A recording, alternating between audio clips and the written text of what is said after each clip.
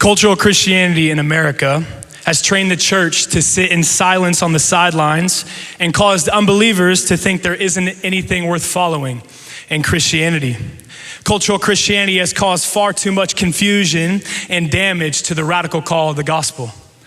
Normal Christianity is radical Christianity, and we cannot water down the message. Deception in the West looks like this: people calling themselves a Christian and living how they want to. That was me. See, before I got to ORU, I was a president of a fraternity.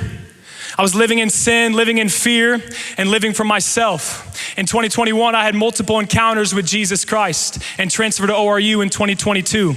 See, one of those encounters, God spoke to me, and he said, "Get out while you still can." I was trapped in this thing called the fear of man. Jesus set me free and baptized me in his fire to preach the gospel and make disciples all the days of my life. Chris Donald said this: in Iraq, if you choose to follow Jesus, you're signing up to die. In America, we're scared to share our faith at Walmart. 2 Corinthians 5:14 and 15 says this, and I'll be preaching out of this today. For the love of Christ compels us, because we judge this, that if one died for all, then all died.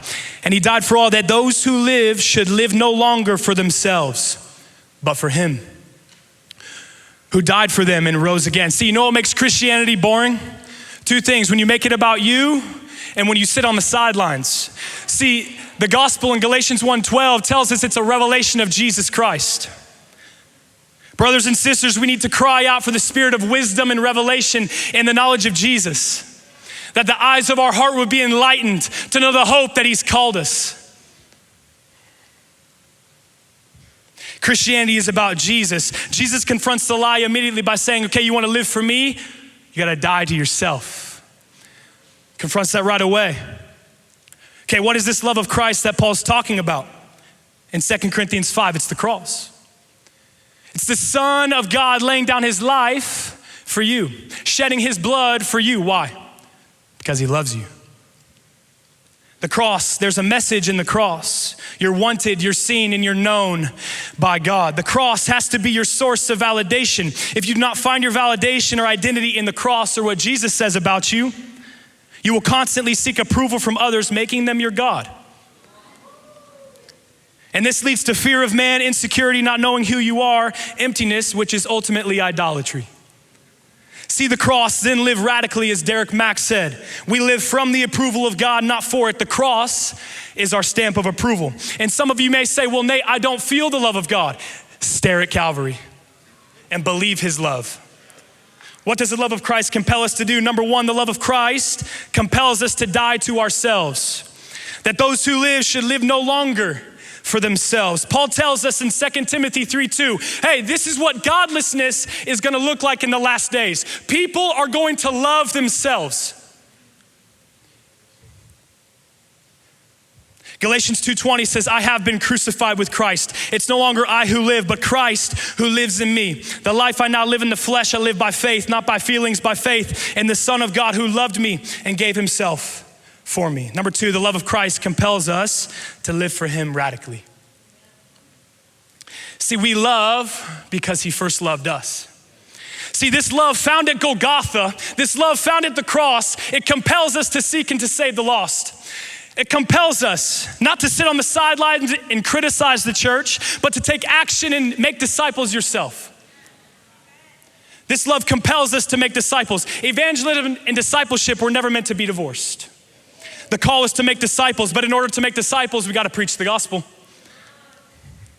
In the nations, evangelism is taught as a spiritual discipline, but in the West, it's taught as optional.